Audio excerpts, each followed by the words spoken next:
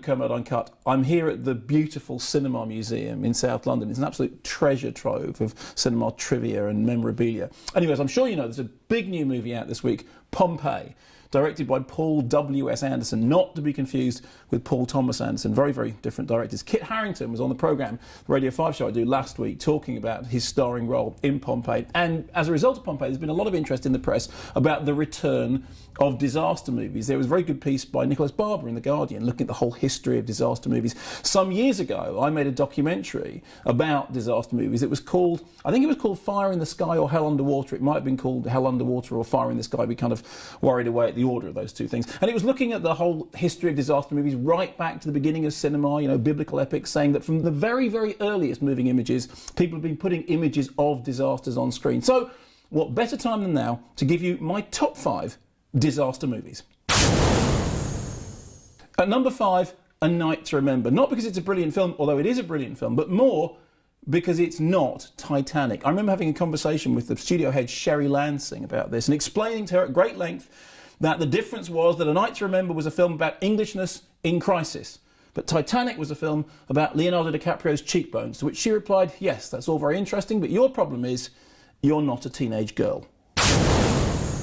At number 4, the first of 2 entries from the magnificent Irwin Allen, The Poseidon Adventure, the absolute definitive Irwin Allen disaster movie. Take a bunch of people, put them in a strange situation and see which ones get out. This time, which ones get out not through the top, but through the bottom of a boat that's been hit by a tidal wave.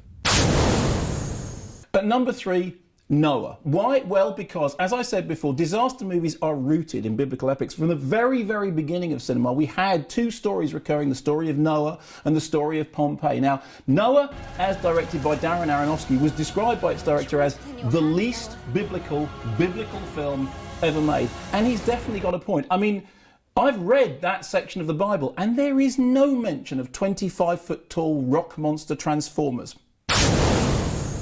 At number 2, the second entry from Irwin Allen, I'm talking, of course, about the Towering Inferno. You already know all the stories. 2 studios getting together to make one film based on not 1 but 2 books written by 3 authors with 2 stars, both vying for top billing. I remember seeing the film 3 consecutive days in the ABC Turnpike Lane. A terrific experience and the perfect Irwin Allen movie. Get a bunch of famous people, including Fred Astaire, stick them in a building, set fire to it, and see who gets out.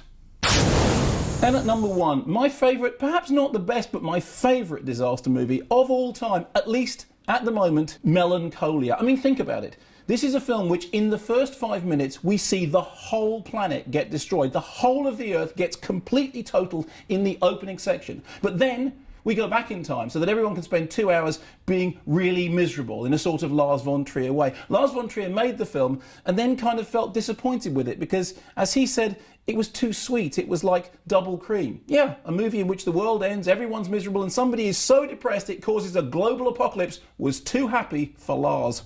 So that's my top 5 disaster movies, at least for this week. What did I miss? What did I leave out? What are the ones that stand out for you? Let me know.